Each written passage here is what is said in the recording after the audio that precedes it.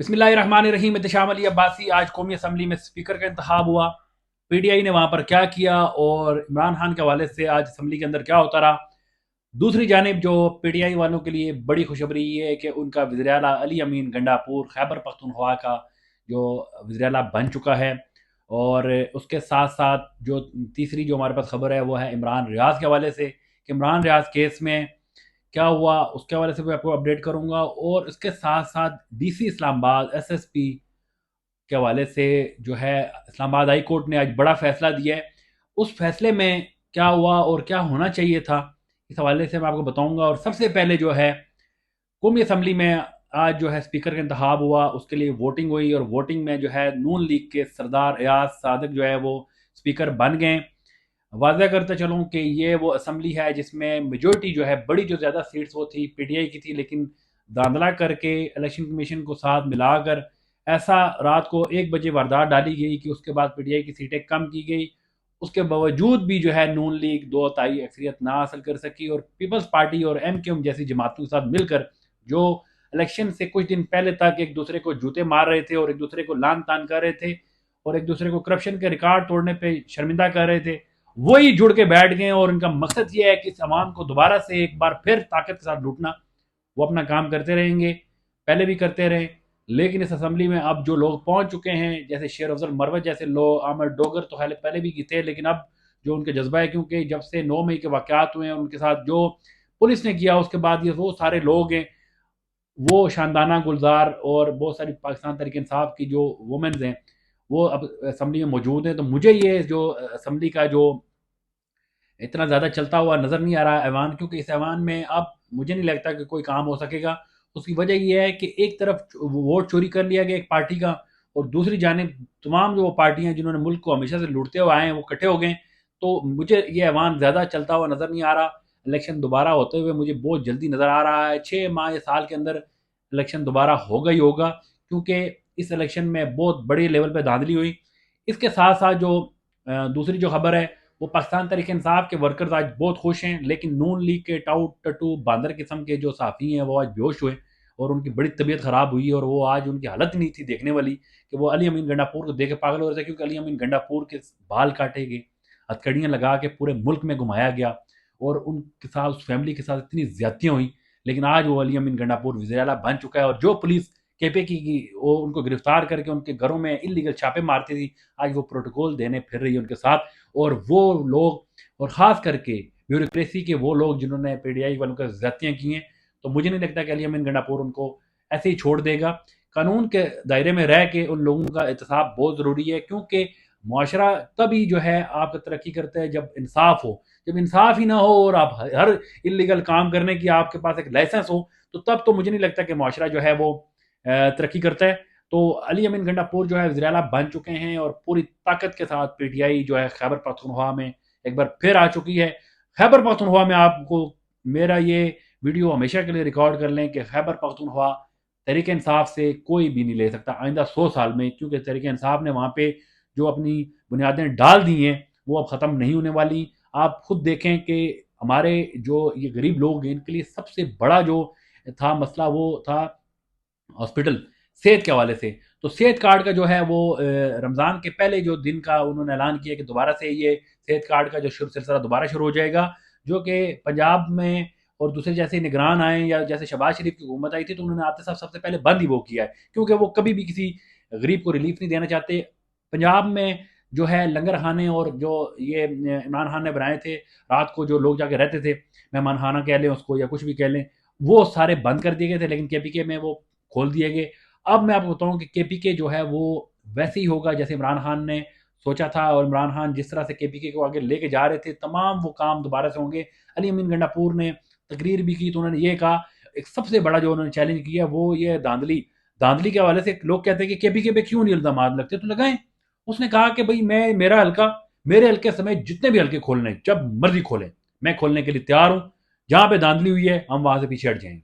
लेकिन बात यह कि धांधली हुई नहीं, पूरे केपीके ने सिर्फ इमरान खान को वोट दिया है। जो थोड़े बहुत लोग जीते वो भी जितवाए गए, जीते नहीं है वो। अब बात यह है कि वहां जब जहां पे धांधली हुई वहां पे आप खोल नहीं रहे। लेकिन अली अमीन गंडापुर ने ये बात की। हम क्या समझते हैं कि ये क्या मरियम नवाज ये ऐलान कर सकती है कि पंजाब में आके जो मर्जी हल्का खोलें? क्या शहबाज शरीफ ये ऐलान कर सकते हैं कि एनआई का जो मर्जी हल्का खोलें, चैलेंज कर सकते हैं? नहीं कर सकते। हलफ दे के कह सकते हैं कि धांधली हुई? नहीं कह सकते, क्योंकि हुई है। रात को 1 बजे वारदात डाली गई है, ब्यूरोक्रेसी को साथ मिला के, एसी, डीसी, कमिश्नर सारे। वो इंडिया का कमिश्नर जब बोला था, तो 13 बड़ी सीटें और 24 जो है, सॉरी 26 छोटी सीटें एक मुंह के अंदर चली गई। एक कमिश्नर बोला तो आपकी 26 छोटी एमपीए की और 13 आपकी एनए की सीटें खत्म हो गई।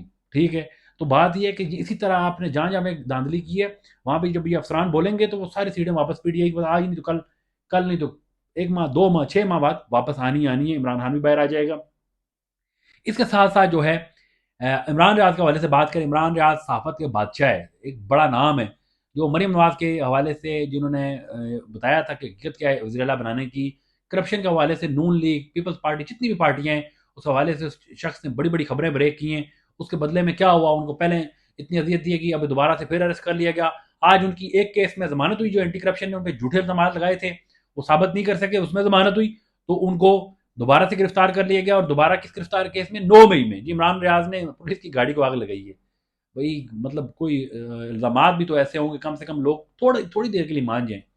थोड़ी देर के लिए भी अवाम नहीं मान रही। अवाम को पता है ये झूठे मुकदमे, आज नहीं तो कल इमरान रियाज भी बाहर आ जाएंगे, लेकिन इमरान रियाज का मुंह आप नहीं बंद कर सकते। जज के सामने इमरान रियाज ने कहा है कि मुझे आप मार दें, मेरी जुबान काट दें, मेरी जान ले लें, लेकिन मैं बोलना नहीं छोड़ूंगा। जब वो बोलना नहीं छोड़ रहा, वो बोल रहा है, इतनी अजियत दी आपने, उसके बावजूद वो बोला, तो आगे भी वो बोलेगा, तो फिर फायदा किस चीज़ का? फिर आप क्या, ये अरेस्ट करने का मकसद क्या है? ये मुकदमात बनाने का मकसद क्या है? उसके साथ असद तूर को आपने रखा हुआ, असद तूर चीफ जस्टिस को उनका जो हकीकी आईना दिखा रहे थे, उठा के आपने जेल में डाल दिए, उस बेचारे को रिमांड पे दे दिया। 70 साल की उसकी वालदा है, एक ही बेटा है, वही उस बेचारी के पास होता है, तो वो आपने उठा के तो उसको एफआईए को रिमांड पे दे दिया। लेकिन आप सहाफ़ियों को उठा उठा के जेलों में डालें, जहाँ मर्जी ले जाएं, लेकिन सहाफ़ी सच बोलेंगे और बिल्कुल बोलेंगे। अब जो है हर शख्स सच बोलना शुरू हो गया। पहले ये मैं आपको बता रहा था कि लोग डरते थे, लेकिन अब कोई नहीं डरेगा। ये अवाम नहीं मानने वाली, ये अवाम अब बोलेगी।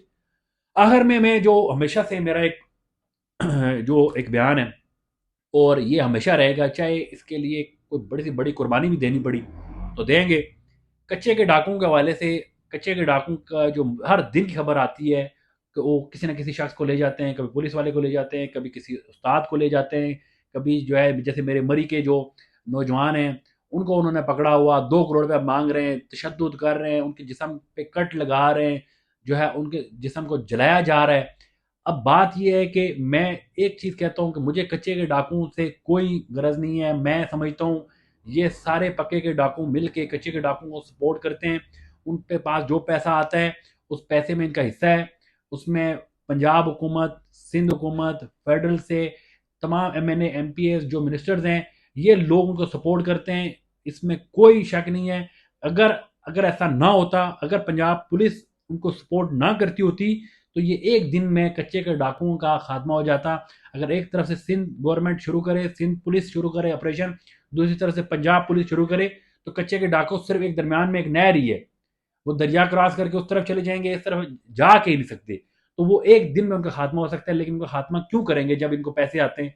तो ये अवाम को वैसे भी मार के पैसे कमाते हैं, ये लोगों को अगवा करते हैं, बता लेते हैं। इसमें ये पुलिस जो है इन्वॉल्व है, पंजाब पुलिस और सिंध पुलिस मिलकर कच्चे के डाकुओं को सपोर्ट करती है। मैं बार बार ये एक सवाल उठा रहा हूँ कि इनके पास असला कहाँ से आ रहा है? ये आखिर खाना खाते हैं, ये घास तो नहीं खाते, ये जो खाना इनका जो राशन कहाँ से जा रहा है? कौन सा ऐसा रास्ता है? आखिर देखें, अब जो फर्ज करें चीनी है, आटा है, घी है, वो खुद तो नहीं उगा रहे, वो कहीं से जा रहा है, कौन लेके जा रहा है? फिर जब बताया जा रहा, अभी मेरी आखिरी जो मेरे पास मालूमात है, कि एक पीर साहब है, वो जाके पैगाम लेके जाते हैं। भाई वो पीर साहब पैगाम लेके जा सकते हैं, वो पीर साहब मामलात करवा सकते हैं, तो फिर पुलिस क्या कर रही है? हमारे इदारे क्या कर रहे हैं? इंटेलिजेंस इदारे क्या कर रहे हैं? उनको पकड़ते क्यों नहीं है? मैं बार बार ये कहता हूँ कि जब तक कच्चे के डाकुओं का खात्मा नहीं हुआ, जब तक कच्चे के डाकुओं तक ये नहीं पहुंचे, इसका मतलब है ये लोग खुद मुलवस हैं और ये खुद सारा कुछ करवा रहे हैं। अवाम को चाहिए कि कच्चे के डाकुओं के साथ पक्के के डाकुओं के खिलाफ जो है आवाज़ उठाएं, और मरी के लोग जो हैं, कम से कम हर बंदा एक क्लिप बना के इसकी मजम्मत करे, हर बंदा अपने सोशल मीडिया पे इसकी मजम्मत करे। हम लोग पता नहीं क्यों, इतने हमारे लाखों लोग हैं, लेकिन आवाज़ें चंद। इसी वजह क्या है? क्योंकि हमारे ज़मीर मर गए हैं। हम शुगल देखते हैं, हम ड्रामे देखते हैं, हम चाहते हैं कि बस दूसरे के साथ हो रहा है तो होने दो। हमारे लोगों के ज़मीर मर गए, और ख़ास करके जो मरी के लोग हैं इनके ज़मीर तो हमेशा से मरे हुए हैं। कभी भी इन्होंने हक की बात के लिए तो हमेशा 100 में से ना 4 बंदे निकलेंगे, बाकी तमाशा देखेंगे। और ये ऐसे तमाशा आप देखते रहे तो आपके साथ वो काम होगा कि आपकी नस्लें याद करेंगी। तो मेरी आपसे एक बार फिर रिक्वेस्ट है कि अपने हक के लिए बोलें। आप लोगों का राइट है, आप टैक्स देते हैं, इस मुल्क में आप टैक्स देते हैं तो सरकारी मुलाजिम खाते हैं। तो अपने हक के लिए बोलें, और कम से कम उन नौजवानों के लिए बोलें, और उनके अलावा भी आप हमेशा ये आवाज़ उठाएं कि ऐसे लोगों को जो है आपकी आवाज़ से ही ये लोग काबू आएंगे, और अपनी आवाज़ बुलंद करें। और इंशाल्लाह अगली वीडियो में आपको मजीद अपडेट करेंगे। तब तक के लिए अल्लाह हाफिज़।